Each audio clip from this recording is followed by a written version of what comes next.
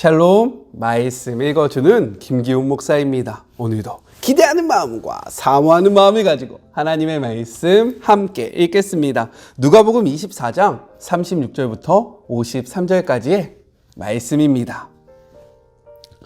그들이 이런 이야기를 하고 있는데 예수께서 그들 앞에 나타나 말씀하셨다.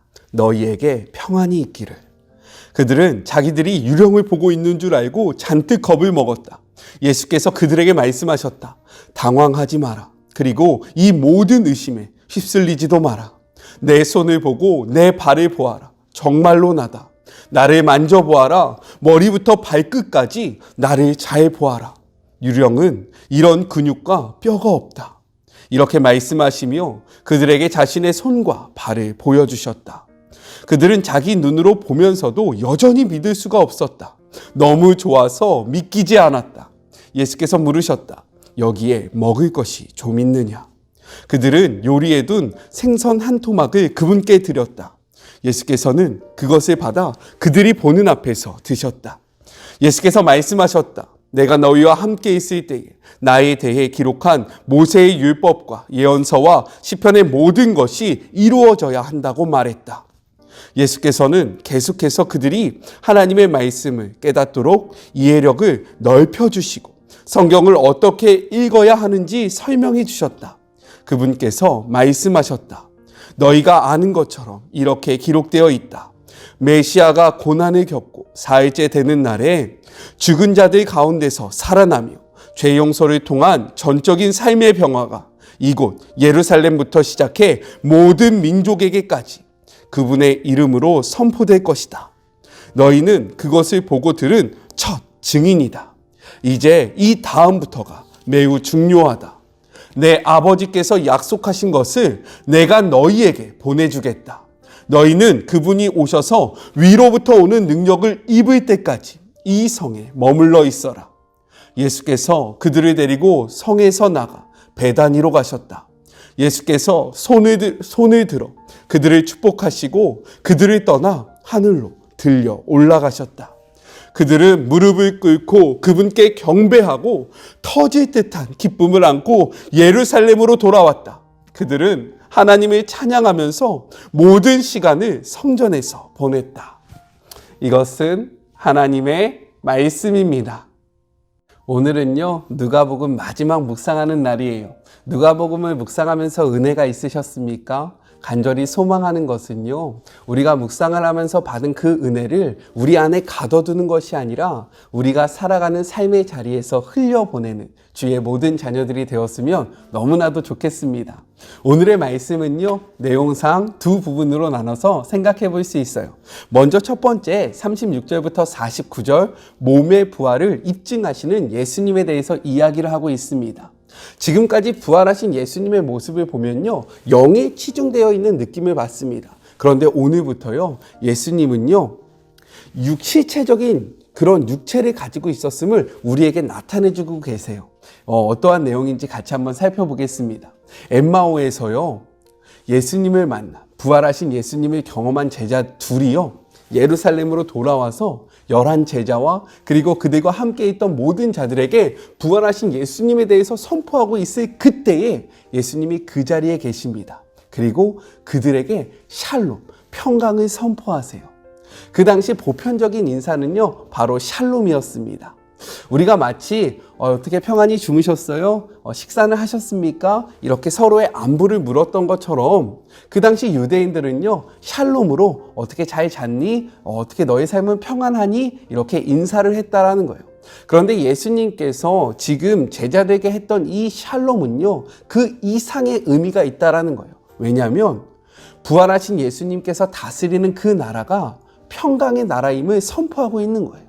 평안의 나라이고 정말로 흔들림이 없고 슬픔과 괴로움이 없는 그 샬롬의 나라인 것을 보여주고 있는 표현이 바로 샬롬, 평강이 있을지어다 라는 표현입니다. 그래서 제가 말일목을 시작할 때 어떻게 인사합니까? 손을 막 이렇게 흔들면서 샬롬 이렇게 인사하잖아요. 간절히 소망하는 것은 우리의 삶 속에 주님의 그 샬롬, 그 평강이 있는 모든 순간들이 되었으면 좋겠습니다.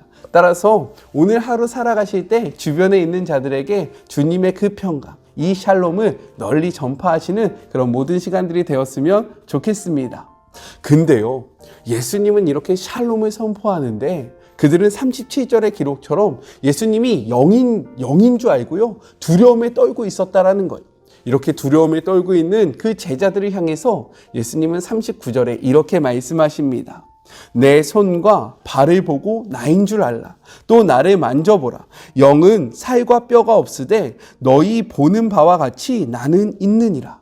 요한복음 20장 25절부터 27절에는요, 그 손과 발에 못 박힌 자국이 있었음을 나타내고 있습니다. 이를 통해서 예수님은요, 자신이 몸이 없는 유령이나 혹은 또 다른 이가 너희들 앞에 있는 것이 아니라 너희의 죄를 담당하기 위해서 십자가에 못 박혔던 그 예수가 지금 너희들 눈앞에 있음을 분명하게 보여주고 있는 거예요. 그리고 이러한 부활은 영의 부활뿐만 아니라 육의 부활이 포함된다는 것을 나타내주고 있습니다. 이것은 매우 중요한 메시지가 있어요. 왜냐하면 말씀을 같이 한번 볼게요. 고린도전서 15장 20절의 말씀입니다. 그러나 이제 그리스도께서 죽은 자 가운데서 다시 살아나사 잠자는 자들의 첫 열매가 되셨도다. 이렇듯 예수님의 부활은요, 그를 믿는 우리들의 부활을 예고하고 있는 거기 때문에 예수님의 부활의 모습은요, 우리에게 의미가 있고 중요하다라는 거예요. 우리 41절의 말씀을 같이 한번 읽어볼게요. 그들이 너무 기쁨으로 아직도 믿지 못하고 놀랍게 여길 때에 이르시되 여기 무슨 먹을 것이 있느냐 하시니, 제자들이요, 너무 기뻐서 아직도 믿지 못할 때에 예수님은요, 제자들에게 말합니다. 야, 뭐 먹을 거 없냐? 그러자 제자들은요, 미리 구워놨던 생선 한 토막을 예수님한테 가지고 와요. 그리고 성경의 기록을 보니까요, 그들이 보는 앞에서 예수님은 그 생선을 드십니다. 여기서 생선 한 토막은요, 그들이 보편적으로 먹었던 식사였다라는 거예요. 마치 우리나라로 치면요, 쌀밥 같은 거죠. 우리가 흔히 먹는, 항상 먹는 것. 예수님은요, 이것을 먹음으로 자신의 육의 부활을 다시 한번 제자들에게 보여주시고요, 또한 이것은 우리에게 중요한 의미가 있습니다. 무엇이냐면, 그들이, 예수님의 제자가 예수님께서 그 생선을 먹는 것을 보았잖아요.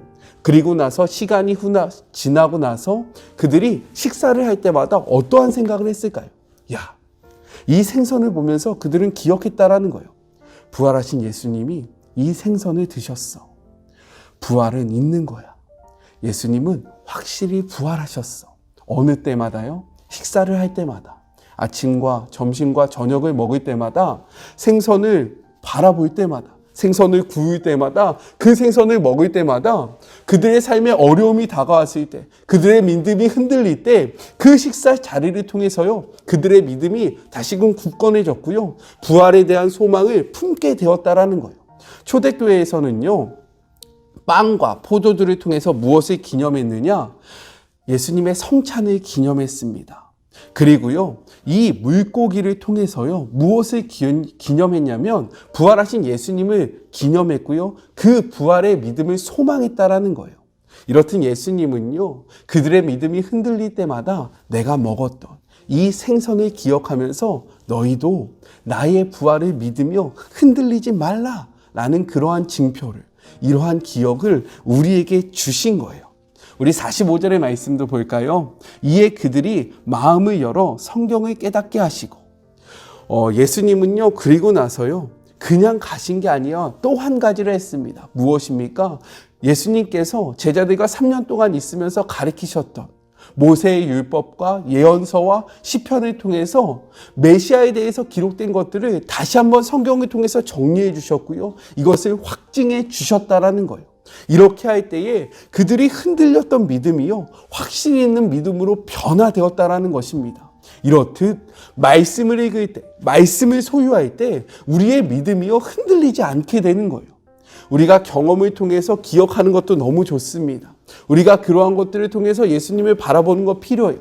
하지만 이런 것들은요, 우리가 흔들릴 수 있다는 거예요. 그래서 예수님은요, 다시 한번 말씀을 통해서 우리에게 흔들리지 않는 그러한 확고한 믿음을 심어주셨습니다. 이래서 말씀이 중요한 거예요.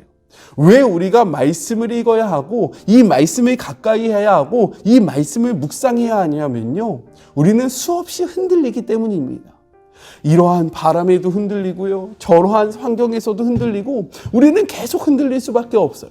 하지만 우리가 말씀을 읽을 때 이 말씀을 통해서 예수님께서 말씀하셨던 그 메시지를 우리의 심령에 담을 때에 우리는 어떠한 상황 속에서도 흔들리지 않는 그러한 믿음이 우리 안에 생기는 거예요. 이렇듯 말씀을 가리키고요, 예수님은 제자들에게 이렇게 말씀하십니다. 48절의 말씀이에요. 너희는 이 모든 일의 증인이라. 증인이 무엇입니까? 어떤 사건을 본 자들이에요. 경험한 자들이에요. 그것들에 대해서 이야기하는 것이 바로 증인입니다. 이렇듯 예수님은요, 야, 너희가 지금 나의 손과 발을 보았지 않았느냐? 나와 함께 먹지 않았느냐? 그리고 내가 너희에게 말씀을 통해서 다시 한번 확신을 주지 않았느냐? 이제는 너희가 증인된 삶을 살아야 한다라고 이야기하고 계신 거예요. 오늘날도 마찬가지입니다. 우리가 지금까지 예수님이 오신 2000년이 지난 지금까지 예수님을 믿을 수 있는 이유는 무엇이냐면, 예수님을 경험하고 목격했던 수많은 증인들이요, 그 사건에 대해서 전해주었고 우리가 그것을 보고 경험했기 때문에 지금 이 믿음이 유지될 수 있었다라는 거예요. 이제 우리에게 맡겨진 사명은 무엇이냐? 우리가 보고 들은 것을 또 다시 전하는 것입니다. 코로나 시기 가운데 매우 어려운 거예요. 예수님에 대해서 이야기하는 것이 껄끄러워지고요, 정말로 예수님에 대해서 이야기할 때 우리의 삶에 어려움이 다가오는 시기가 왔을지라도 우리는 지금 이때 무엇을 해야 합니까? 부활하신 예수님을 목격한 그 자들이 증인이 되어서 살아갔던 것처럼 우리도 이 시기에 예수님의 증인이 되어서 예수님에 대해서 이야기하고 예수님의 그 십자가의 사건에 대해서 선포하면서 증인된 삶을 살아야 된다는 거예요. 오늘 하루 우리가 살아가는 그 삶의 자리에서 예수님의 증인된 삶을 살아가게 주님의 이름으로 권면합니다. 그런데 중요한 것이 있어요. 무엇이냐? 49절의 말씀입니다. 같이 한번 읽어볼까요? 볼지어다 내가 내 아버지께서 약속하신 것을 너희에게 보내리니 너희는 위로부터 능력을 입을 때까지 이 성에 머물라 하시니라.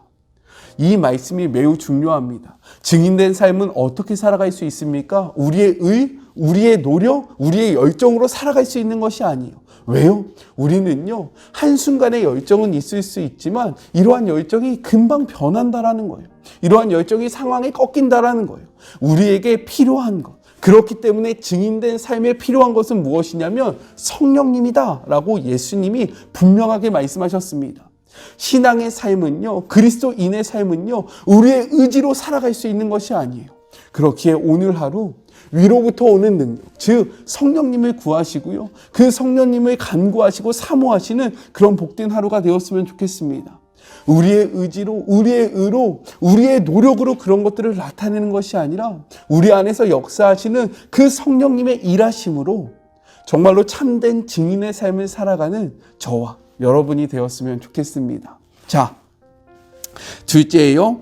51절부터 53절 예수님의 승천과 제자들의 변화입니다. 예수님은 손을 들어 제자들을 축복하십니다. 이것은요, 끝까지 제자를 사랑하는 그 예수님의 마음과 표현인 거예요. 왜요? 그들을 향해서 이제 이 땅에 남아 예수님께서 말씀하신 그 증인의 삶을 살아가야 하는데 이 삶이 넉넉하지 않기 때문에 이들을 축복하시면서요, 이들을 위해서 기도하고 계신 거예요. 그런데 중요한 것이 무엇입니까? 이전에 십자가 사건이 있은 후에 제자들의 마음속에는요, 두려움과 그리고 불안함과 초조함만 있었는데요, 부활하신 예수님을 경험하고요, 그리고 그와 함께하고 말씀을 통해서 이들의 믿음이 다시금 세워지니까요, 이들은 어떻게 변화했는지 아십니까? 하나님을 찬양했기 시작하고요, 그리고 그들의 마음속에 넘치는 기쁨이 있었고요, 전에는 숨어 있기에 바빴는데 문을 잠고 자기들끼리만 있었는데 예루살렘에 가서 성전에서 하나님을 담대하게 찬양하는 삶으로 변화되었다라는 거예요. 이렇듯 부활하신 예수님을 만나잖아요, 성령의 능력을 힘입잖아요, 그러면 우리의 삶은 바뀝니다. 믿으십니까? 우리는 더 이상 불안해할 필요 없는 거예요. 초조해할 필요 없는 거예요. 우리가 두려움에 떨 필요가 없는 거예요. 우리가 부활하신 예수님과 함께하고 그 말씀을 통하여 이러한 믿음이 확고해지면요, 불안은 하나님을 경외함으로 바뀌고요, 그리고 초조함은 기쁨으로 바뀌고요, 그리고 우리의 두려움은요, 하나님을 찬양하는 것으로 바뀐다는 것입니다. 코로나 시기 가운데 이 말씀이 우리에게 힘이 되고요, 용기가 되었으면 좋겠어요. 그리고 예수님이 지금도 우리를 축복하시고 우리와 함께 하신다는 그 사실을 기억하시면서요, 우리 담대하게 부활의 소망을 소유하면서 이 땅 가운데 주눅들지 말고 그리스도인으로서의 삶을 바르게 살아가는, 담대하게 살아가는 그런 하루하루가 되었으면 좋겠습니다. 우리 같이 기도할까요? 하나님 감사합니다. 누가복음의 말씀을 통하여 흔들렸던 우리들의 믿음이 부활의 소망으로, 부활의 믿음으로 굳건하게 하여 주심에 너무나도 감사합니다. 하나님, 말씀을 소유할 때에 우리의 믿음이 흔들리지 않음을 고백합니다.